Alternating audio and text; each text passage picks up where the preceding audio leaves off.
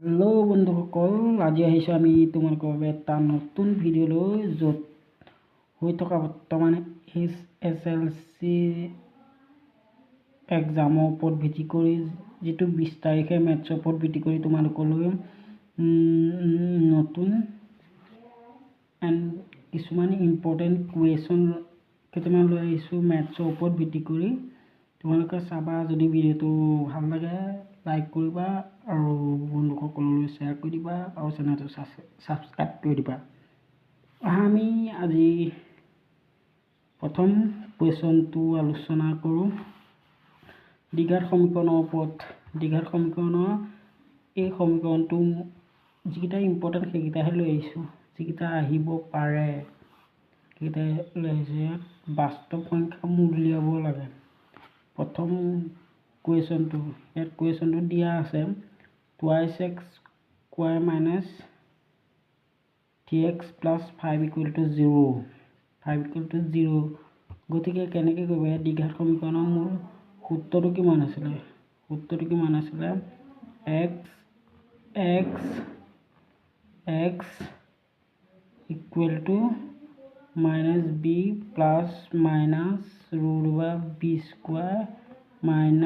- 4ac / 2a।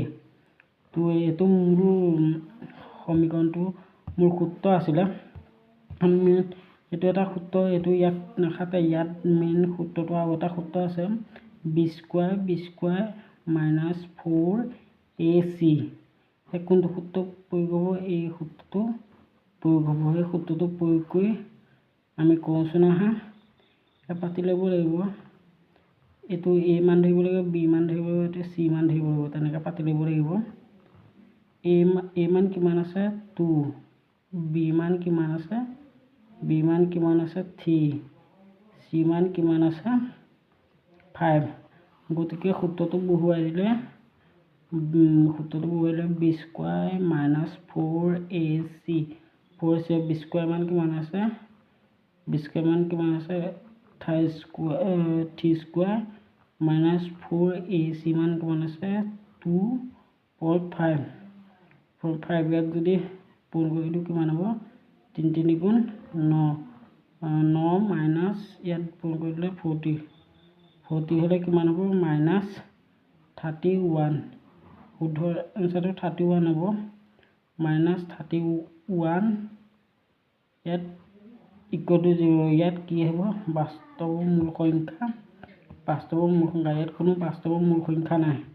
গতিকে বন্ধুসকল, আমি -31। ইয়াত কি হ'ব?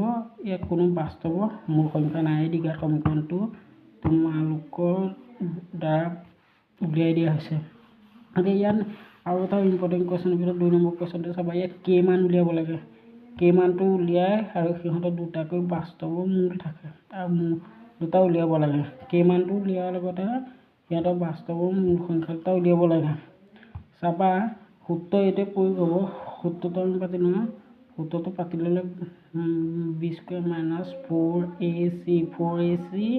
4ac যদি ইয়াত পাতি লওঁ, k মানটো উলিয়াব লাগিব নহয়। k মানটো উলিয়াব লাগিব। এতিয়া k মানটো কিমান হ'ব? k² a মান কিমান হ'ব? -4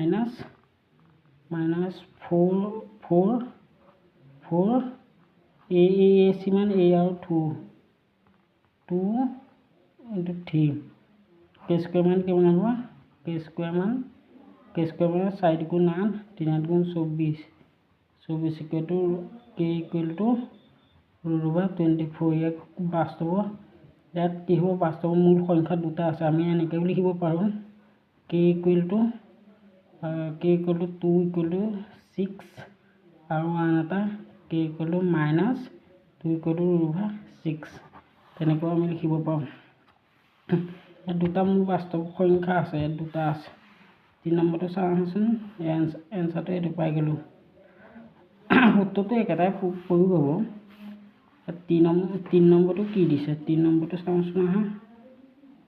3 নম্বৰটো প্ৰথম এইটো পাতি ল'ব লাগিব। 3 নম্বৰটো উলিয়াই ল'ব লাগিব। kx 3 নম্বৰটো পাতি ল'ব লাগিব। 3 নম্বৰটো কি হ'ব?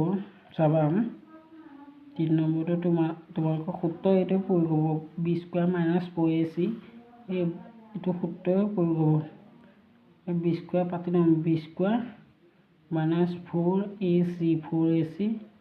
4ac হ'লে সূত্ৰটো কিমান হ'ব সূত্ৰটো হ'ব সূত্ৰ অনুসাৰে পাতি যাওঁ কি হ'ব সূত্ৰটো মান কিমান হ'ব twice k স্কয়াৰ হ'ব -4ac হ'ব এই মানটো পাই গ'লো কে মানটো ইয়াত দিয়াই নাই গতিকে আমি এনেকৈ পাতিব পাৰোঁ 4k² - 24k = 0 এনেকৈ পাতিব পাৰোঁ এটাকে k² - 6k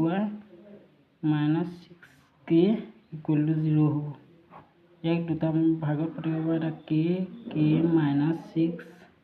= 0 k এটা 0 পাতিব পাৰোঁ আৰু k - 6 = 0 পাতিব পাৰোঁ এই এনসাৰটো এইটো তো সূত্ৰটো এইটোৱে সেম ইয়াত আৰু এটা ইম্পৰ্টেণ্ট কুৱেশ্যন আছে চাওঁ হা এই ইম্পৰ্টেণ্ট কুৱেশ্যনটো কি কৈছে চাবা ইয়াত দিয়া আছে প্ৰস্থতকৈ দিক দুগুণ হোৱাকৈ এখন আয়তাকাৰ আমৰ বাগিচা চানেকি প্ৰস্তুত কৰাটো সম্ভৱ হয়নে যাতে ইয়াৰ কালি 400 বৰ্গমিটাৰ হয় যদি সম্ভৱ ইয়াৰ দিক আৰু প্ৰস্থ উলিওৱা গতিকে বন্ধুসকল আমি পাতি ল'ব ধৰি ল'ব লাগিব ফৰ এক্সাম্পল আয়তটো কিমান দিয়া আছে আয়তটো প্ৰথম আয়তটো প্ৰস্থ কিমান ধৰি ল'ব লাগিব প্ৰস্থ a ধৰিম আৰু দিক ইয়াৰ দিক কিমান ধৰিম দিক দুগুণ হোৱাকৈ প্ৰস্থতকৈ দিক দুগুণ হ'ব লাগিব গতিকে দিক টুৱাইচ ধৰিব লাগিব গতিকে প্ৰশ্নমতে পাতিম যদি a মান কিমান হ'ব a * টুৱাইচ a প্ৰশ্নমতে এইটো পূৰণ হ'ব মানে কিমান দিয়া আছে বৰ্গ কিমান মিটাৰ দিয়া আছে 800 মিটাৰ গতিকে পূৰণ আছে নহয় এইটো পূৰণটো পাতি দিলে কি হ'ব = টুৱাইচ a² হ'ব টুৱাইচ স্কয়াৰ 800 এইটোৱে কাটি দিলে a² কিমান হয় a² = 400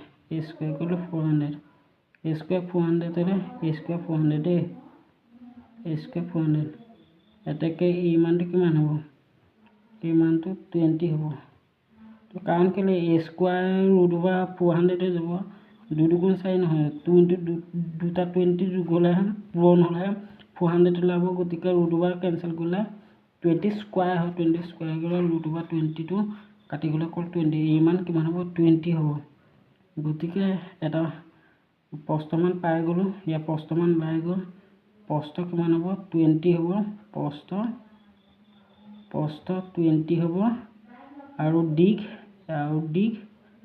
দিক কিমান হ'ব 2 * 20 = 40 মিটাৰ হ'ব গতিকে বন্ধুসকল যদি ভিডিঅ'টো ভাল লাগে তোমালোকে চেনেলটো সাবস্ক্ৰাইব কৰি দিবা আৰু যদি ভাল লাগে বন্ধুসকললৈ শ্বেয়াৰ কৰি দিবা ধন্যবাদ বন্ধুসকল